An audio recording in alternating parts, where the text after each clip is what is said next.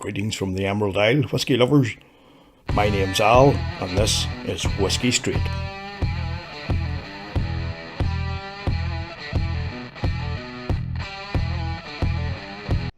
Whisky Street Al here. Thanks for joining me in another episode. And I'm right beside the sea, so you know what that means. We're off to the land that celebrates the helmsman. Well, one distillery in particular, that's Bunnahabhain, where I'm going to have a look for review number 12 at the Bunnahabhain 12.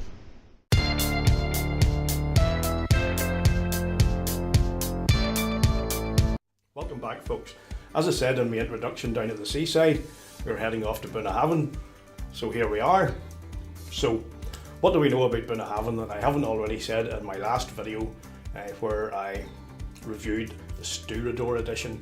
Well, it's situated on the northeastern coastline of the Isle of Islay, and Bunnahabhain itself in Gaelic means mouth of the river. Now it goes back until 1881, and the last time I went into a little bit about the history of the distillery, but this time I'm not. I'll just give you a couple of interesting little factoids. Now Bunnahabhain Distillery is home to one of the largest mash tuns in Scotland. It has a capacity of 12.5 tons and it's made of stainless steel with a copper top. Now in addition to that, their stills have an annual output of 2.5 million litres. Welcome back, folks. We're in the Whisky Street Lounge. We already know what Bunnahabhain say about the 12-year-old, so let's find out what I think about it. Now, I poured this one earlier. It's been sitting out for a while just to open up a bit, and just before we get into it, what do we know about this bottle? Well, Bunnahabhain do things the right way.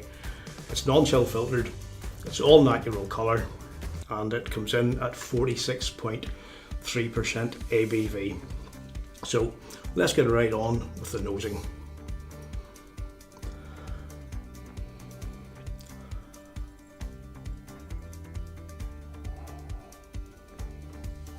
Straight off there, the sherry influence is coming in. I should have said earlier that this is actually matured in ex-bourbon and ex-sherry casks, and this is very much to the fore right off with that sherry influence and a bit of fruity floral notes coming in there as well.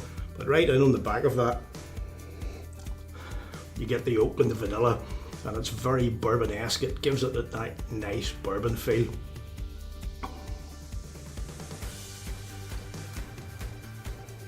Now also coming in there, I'm getting sweet red apple, there's cherry candy, and some stewed fruits coming in on the back of that.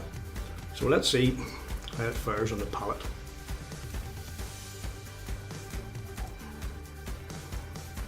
Again, a big sherry influence up front, but it's like sherry, stewed red berries.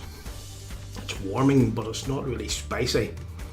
And there's also some brown sugar coming in there, a bit of chocolate.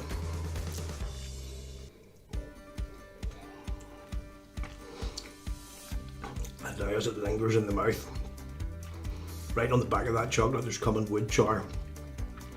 And now that gives quite a bit of a drying element around the palate.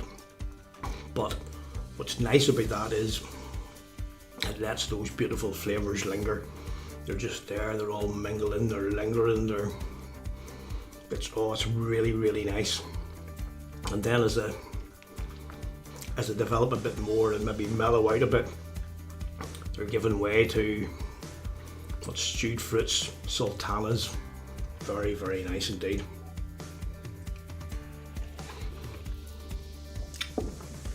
So what do I think about this overall? Well, it's a fantastic 12-year-old. Though it's rich, it's full-bodied, it's full of lovely, beautiful flavours, which are all nicely balanced together. And boy, do they linger! They linger and linger. It's really beautiful. I love it, and I highly recommend it.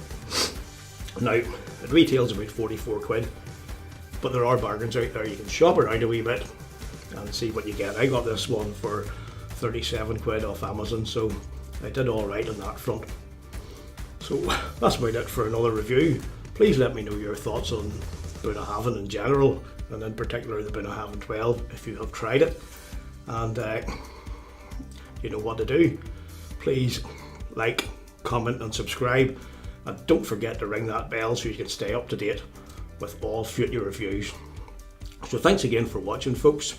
I hope you enjoyed it. Please stay safe until the next review, and until then, keep on drinking the whiskey the way you like it. Sláinte.